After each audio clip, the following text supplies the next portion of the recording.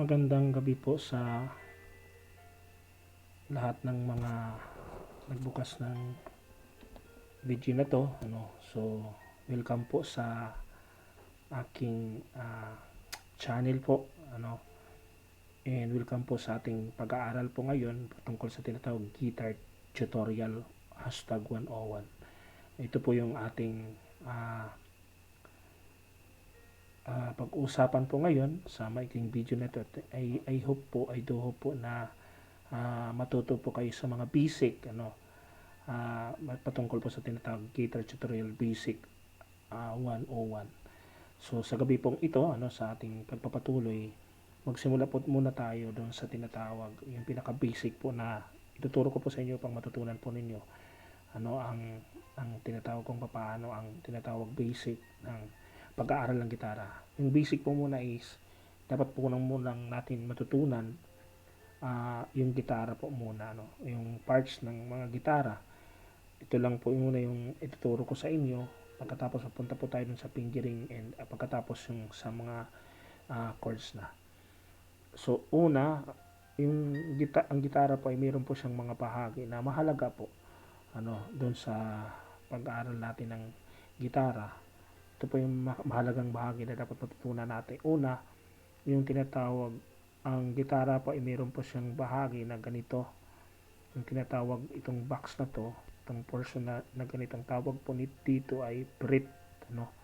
So fret 1, ang sumunod ay fret 2, fret 3, fret 4, and so on. So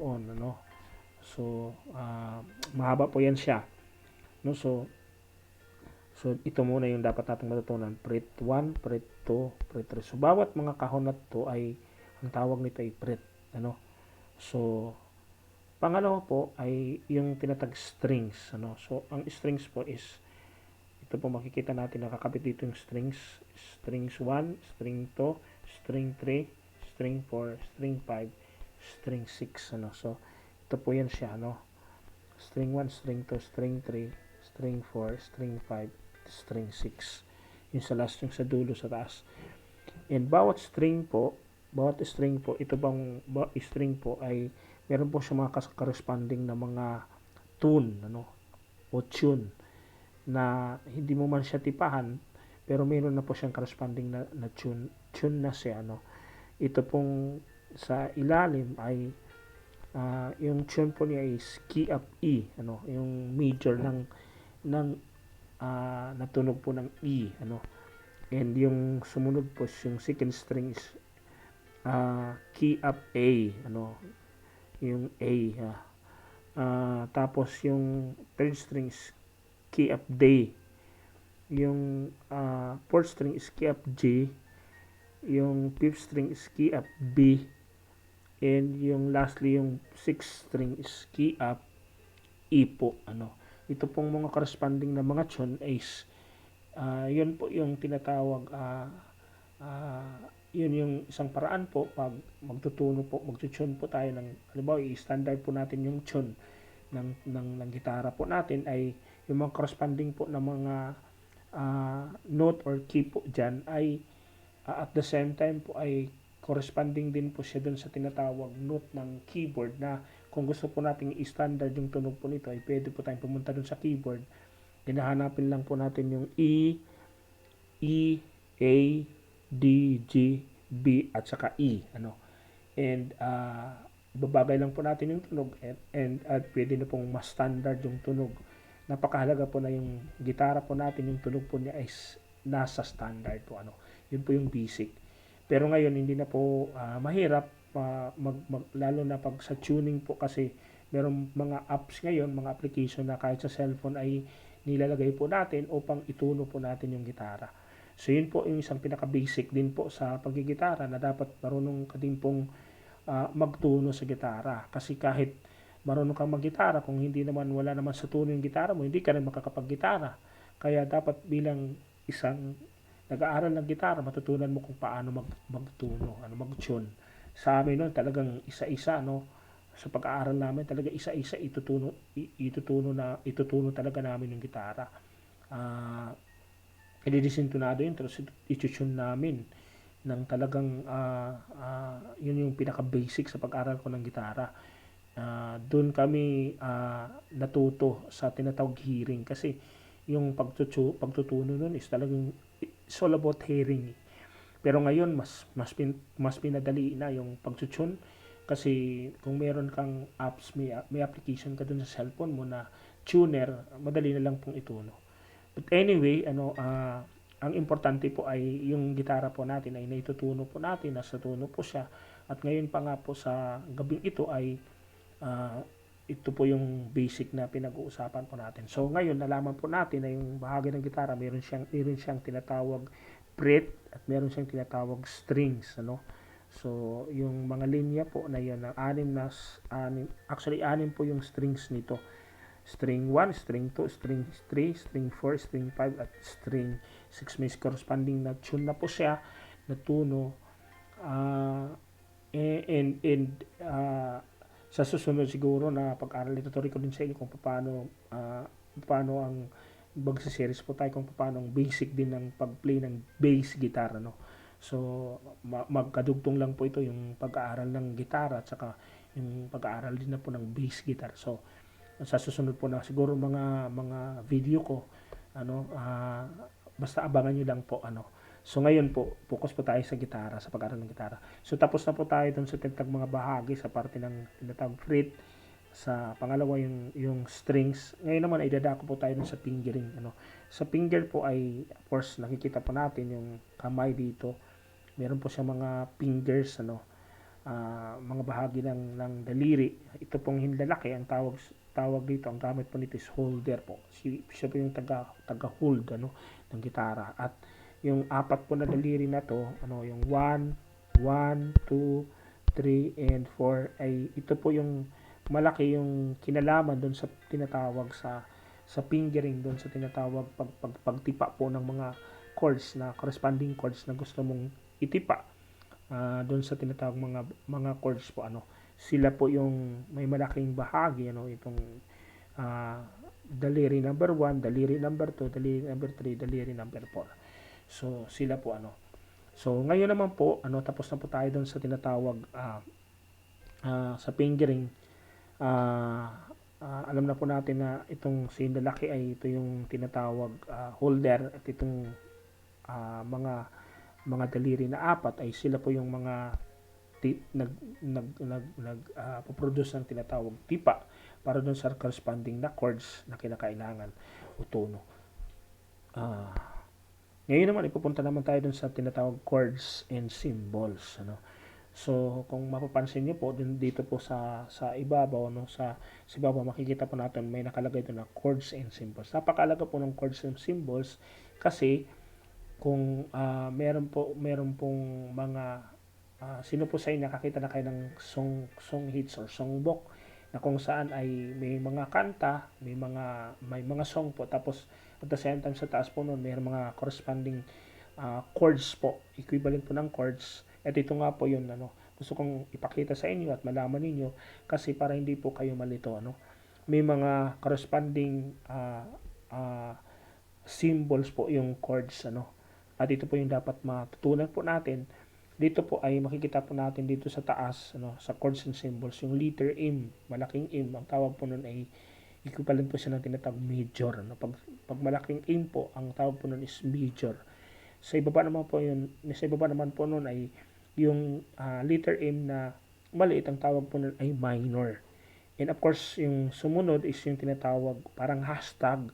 Ano, pag nakakita po kayo ng parang hashtag, ang tawag po nun, ang equivalent po niyan is sharp, ano. And may sharp po na flat, may sharp po na tinatawag major, and may sharp po na minor, no. Then ang in contrast naman po nun is mayroong tinatawag na flat, ano, flat. Yung flat is BB, ano, yung capital B tapos yung small b, ang tawag po nun is flat. And BBM, major M is B flat major, and BBM, yung M na maliit, is B flat minor. And isa pa pong dapat matutunan ninyo, pag sinabi pong Ito pang ibig sabihin ng tinatawag sharp at flat. Pag sinabi pong sharp, pag nakarinig kayo ng sharp, ang ibig sabihin ng roll noun po nun, ang roll po ng tinatawag sharp, kahit saan po yun, sa bass man, sa gitara man, sa keyboard man, palaging ang roll po ng sharp is one step forward, one fret forward. Isang fret po, aabante po siya ng isang fret forward. Yun po yung tinatawag sharp. Pag sinabi naman pong flat, flat, yung BB, yung BB na ibig sabihin flat, yung capital B at saka yung anak niya na B is, ang ibig sabihin yun is flat. Ang ibig sabihin naman po ng flat is one step backward. Pag hashtag, yung tinatawag na sharp, ang tawag, ang kuan niya, ang role niya is one step forward. One step forward sa tinatawag isang fret forward. Kung halimbawa, dito ako, ito yung tinatawag key. Pag sinabing sharp, forward lang siya ng isang fret. Sharp na yun. Ngayon naman, yung flat naman, nandito ka, pag sinabing flat, backward yung isang fret. Yun po yung role po nila, para hindi po tayo malito. So ay ngayon, alam na po natin yung chords and symbols, alam na po natin kung anong sharp, alam na po natin ang tinatawag flat. Tandaan nyo, basta sinabing sharp, one step forward. So one step forward, Pag sinabi namang flat, one step backward. One step backward. So isang fret ang pagitan nun, So halimbawa naka-E ka, sample lang E, or G, pag sinabing G sharp, mula doon sa isang fret, dito ka, aabante ka ng isang fret. Ang tawag doon is sharp. At matututunan niyo sa susunod ng mga pag-aaral natin. Kaya napakahalaga yung series na pag-aaral natin. Wag po kayong subaybayan niyo po itong pag-aaral natin, kasi ito po yung mga gabay sa mas malalim pa na pag-aaral natin sa susunod ng mga pag-aaral natin. Kasi ang next video na i-upload ko ay siguro ay actual na demonstration kung paano ang tinatawag pagtipa, kung paano ang pag-strum, So yun yung mga technique na ituturo ko.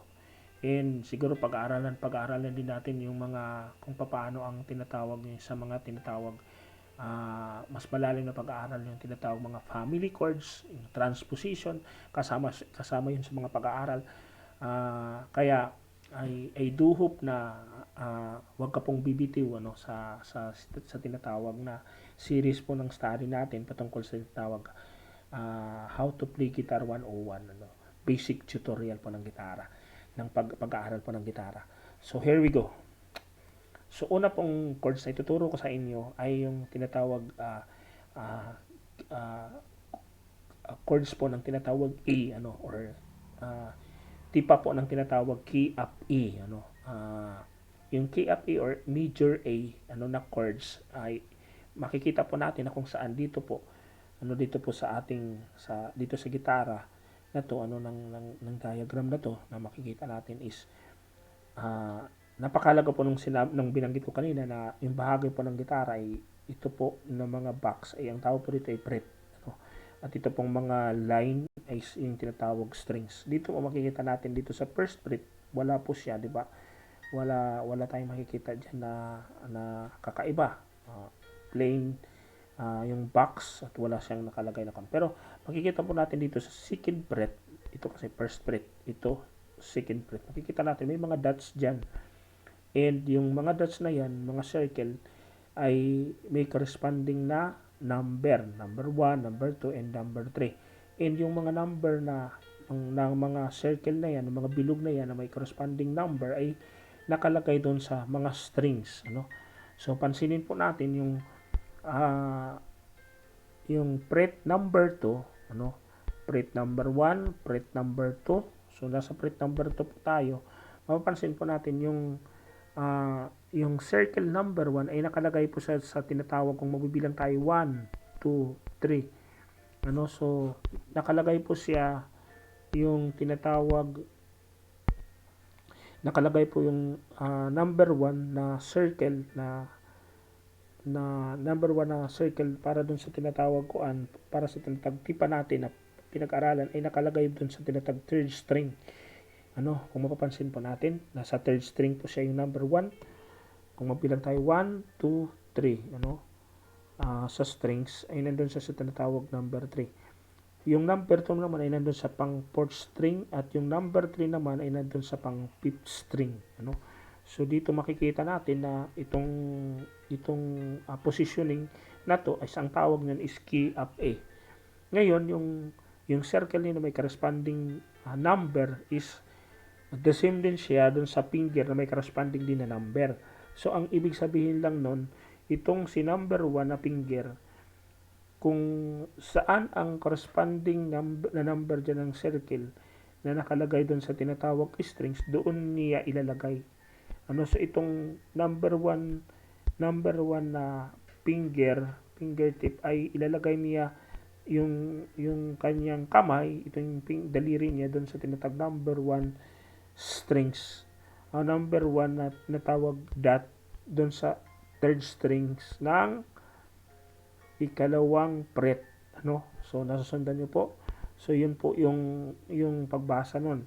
Yung number 2 naman po na daliri, nakalagay po yung number 2 na circle doon sa pang-apat na strings ng second fret. So ilalagay din niya yung kanyang tinatawag daliri, itong number 2 na to, doon sa number 2 sa ikaapat na string ng ikalawang fret. Ganon din yung si number 3. Ilalagay niya doon sa tinatawag 5th string sa tinatawag second fret. Ang tawag doon, pag nailagay na, ay key up A. Key up A. So, yun po yung tinatawag tipa ng tinatawag key ng tinatawag chord letter A. So, yun po. Ang susunod po is yung tinatawag A7. Sumunod na chords, makikita natin dito na kung saan parang katulad siya ng A. Kaya lang yung number 2 tinanggal sa kanya, yung sa gitna. So may awang siya. So yung number 1 nandun sa tinatawag third string and yung number 3 nandun sa tinatawag 5th string. Ang tawag sa chords na yan is A7. So kung mag-A7 kayo, naka-A position kayo, tatanggalin nyo lang yung number 2 sa gitna. Ang tawag na doon sa chords na yun is A7. So pangatlo pong chords is yung tinatawag A minor or A minor. Pag sinabing minor ay mas mababa siyang tone, mas mababa siyang tono. Mas mababa siyang nota kaysa sa doon sa tinatawag major. So A minor or A minor, ang position naman niya is doon sa tinatawag fret number 1, nandun nakaposisyon yung number 1 na para sa fingertip, is nandun sa tinatawag si number 1, doon niya ilalagay yung tinatawag fingertip niya doon sa tinatawag sa first fret ng ika-5th string. Si number 2 naman, na daliri ay ilalagay niya doon sa second fret na ika-third string. And si number 3 naman, na daliri ilalagay niya doon sa ika-4th string ng second fret. Ang tawag doon is A minor. Ngayon naman ay pupunta tayo sa B7. Sa B7 is simply yung first fret, yung number 1 na ilalagay ni number 1 na daliri is naka-position doon sa tinatawag ika-third string. Makikita natin yung circle na may corresponding number 1. Yun yung corresponding na number na ilalagay ni number 1, ni finger number 1 doon sa tinatawag third string sa tinatawag first fret. Sa tinatawag first fret. So yun po. Then the second fret doon sa ikalawang fret is nandun yung number 2 sa third string and number 4 yung number 3 doon sa tinatawag ika-4th string. So yun po yung positioning niya. Ang tawag doon is A minor or A minor. And yung sumunod is B7. Yung B7 is doon sa tinatawag first fret, makikita natin na yung corresponding number 1 doon sa circle na dapat si number 1 na finger doon yung ilalagay is nandun sa tinatawag first fret strings number 3. Then sumunod sa tinatawag ikalawang fret, yung si number 2 nandun sa tinatawag second string, si number 3 is nandun sa tinatawag fourth string, and si number 4 nandun sa sixth string. So ganun po yung letter chords B7, ano. And of course, punta na tayo sa tinatawag C major na chords, ano, sa letter C, C major na tipa o na chords ay sa first fret po, ano, makikita natin na kung saan ay yung number 1 is nandun sa tinatawag ika-fifth string. Yung number 2 nandun sa ika-third string, and yung number 3 nandun sa tinatawag ika-second string. Ang tawag po sa kanya is C. Ano? So, C po ito. And ang sumunod is yung C7. Ang C7 parang C din. Parang katulad din sa C. Kaya lang, yung dagdag is yung itong 4, ano, sa taas. Ano? Naidagdag siya. Yung C is ganun yung position. Pag mag C7 ka, magdadagdag ka doon sa tinatawag sa third fret, doon sa third fret, doon sa ika-fourth string, ano. So yun yung position. Yung 4 is nandun din sa ika-apat na string, ano, sa third fret, doon sa tinatawag third fret. Ang tawag sa kanya is C7. And of course yung D major, ano, yung key of D, ano. Ang D naman ay nandun sa tinatawag second fret, and yung number 1 is nandun sa tinatawag ika-fourth string, and yung number 2 is nandun sa ika-sixth string, and dun sa third fret is yung number 3 nandun sa ika-fifth string. Ano ang tawag sa kanya is D major. D7 naman, yung D7 is sa first fret, makikita natin na kung saan ay yung number 1 is nandun sa tinatawag fifth string, and sa second fret naman is yung number 2 is nandun sa fourth string, and yung number 3 nandun sa sixth string. Ang tawag dyan sa chords na yan is D7. And of course yung D minor. Ang D minor sa first fret, makikita natin na nandun siya yung number 1 sa sixth string, na si number 2 ay nandun sa tinatawag sa second fret, nandun siya sa tinatawag ika-fourth string, and si number 3 nandun sa ika-tatlong fret, nandun sa ika-limang string. No? Ang tawag dyan is D minor. And of course, meron tayong E major. Ano? Sabi nila yung E na matigas daw. Kasi may A na malambot at may E na matigas. Ito yung E na matigas. E major. Yung sa first fret po, ano, makikita po natin na yung number 1 na para sa fingertip is nandun sa tinatawag ika-fourth string, and doon naman po sa tinatawag na second fret is yung number 2 is nandun sa second string, and si number 3 naman po ay nandun sa third string. Ano, ang tawag po sa kanya is E major. Ano. And pagkatapos po nun yung E7. Ang E7 naman po ay yung E7 is dun sa first fret, makikita natin na kung saan si number 1 ay nandun po sa tinatawag fourth string, and sa second fret naman si number 2, ano, para sa fingertip, si number 2, yung daliri na to, number 2 is dun siya titipa sa number 2 sa fret 2 string, ano, number 2 string sa fret 2, ano.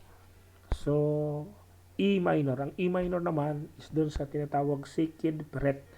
Doon sa second fret, ang E minor na doon sa tinatawag second fret, and yung positioning niya is si number 2 nandun sa tinatawag second string, and si number 3 naman ay nandun sa third string ng second fret. Ang tawag doon ay E minor. And of course, yung F, ano, major. Ang F major ay mahirap po to kasi ito mas pinadali ito na tipa kasi yung F major ay meron siyang hold, meron siyang hold. Ang tawag doon is ang tawag doon sa Bisaya is lipit, hold, mag-hold siya ng isang buong prit, so ganun yung hold doon, ano ah ganun ang hold po nun. Pero ito mas pinadali na F, walang holding. So ang tipa po niya ay may holding din po pala, pero yung hold niya yung dalawang chords, dalawang string ng first fret, dalawa yung kinover niya. Hinold niya yung string number 5 at string number 6. Tingnan mo yung number 1, sinakop niya yung dalawang string doon. And of course, yung sumunod is yun doon sa tinatawag second fret, na number 2 is nandun sa tinatawag ika-4th string, and number 3 fret, ika-3 fret, is nandun yung number 3 sa tinatawag ika-third string, doon din siya sa tinatawag ika-third string. Ang tawag po dyan is F major. And lastly po na chords is yung G major. Ang G major is makikita po natin doon sa ikalawang fret, na kung saan ay yung number 1 na daliri, para sa fingertip, ay nakaposisyon doon sa tinatawag second string. And doon sa third fret, nakaposisyon yung number 2 para sa tinatawag fingertip, is doon sa tinatawag first string. And number 3, si number 3 is nandun sa tinatawag ika-sixth string ng third fret, so yun po yung position. Ang tawag po dyan sa key na yan ay G major. So ngayon po, tapos na po tayo sa ating pag-aaral doon sa tinatawag sa fingering, sa paglalagay ng posisyon ng mga chords, and at the same time yung mga corresponding key niya, major tapos minor. And of course, nalaman din natin yung tinatawag parts ng gitara na na mayroong tinatawag fret, may tinatawag strings, and yung daliri, yung importance ng tinatawag ng kamay ng mga daliri, si hinlalaki siya yung tinatawag holder, and ito namang mga daliri is ito yung si number 1, si number 2, si number 3, si number 4 ay malaki po yung ginagampanan nila na role, kasi sila po yung eventually sila po yung titipa doon sa mga corresponding na mga chords na hinihingi para doon sa tinatawag mga chords, And of course, nalaman din natin sa pag-aaral natin sa gabing ito yung tinatawag mga symbols, sa tinatawag mga symbols, sa tinatawag mga keys, yung chords symbols na may major, may minor, may sharp flat, may sharp major, may sharp minor, may B flat, may B flat major, may B flat minor, So ganun po yung mga chords symbols. So kaya sa gabing ito, salamat sa ating pag-aaral sa guitar tutorial #101. I hope na meron po kayong natutunan sa gabing ito sa pag-aaral natin. And sa susunod po na mga video, sa susunod na video na aking i-upload ay abangan nyo po, ay ang susunod po na gagawin natin ay actual na demonstration kung paano yung positioning ng kamay, pagtipa doon sa tinatawag yung pinag-aralan nating mga chords, i-actual ko kung paano gagawin yon. And at the same time, pagkatapos may actual natin, patutunugin natin yung tinatawag papatunugin natin actual kung paano tutunog yon. And at the same time, yung pag-strum, kasama yun sa pag-aaralan natin ng next video ko. We will be doing an actual demonstration doon sa tinatawag kung paano yung how-tos, kung paano yung holding, kung paano yung paglalagay ng mga chords na pinag-aralan natin, at kung paano mag-strum, slow strum, and yung fast strum, na babagay doon sa mga kanta. So pag-aaralan natin, kukuha tayo ng mga kanta na mabagal, kung paano ang sistema, kung paano ang sistema sa timing doon sa tinatawag pag-strum, kung paano papasok. So yun yung mga susunod po na video na ating pag-aaral sa susunod na video po natin. So kaya sa gabing ito, salamat sa inyong pagsubaybay sa programa na to, especially sa video tutorial, guitar tutorial 101. Salamat sa inyong panunood, and huwag niyo pong kalimutan na mag-subscribe po sa channel ko po, and at the same time i-hit niyo po yung notification mo para po ay notification bell po para sa susunod na mga videos na i-upload ko ay ma-update po kayo. And salamat po na I hope na mayroon po kayong natutunan sa gabing ito. Salamat po God bless you po pagpalain po kayo ng Panginoon. Maraming salamat po.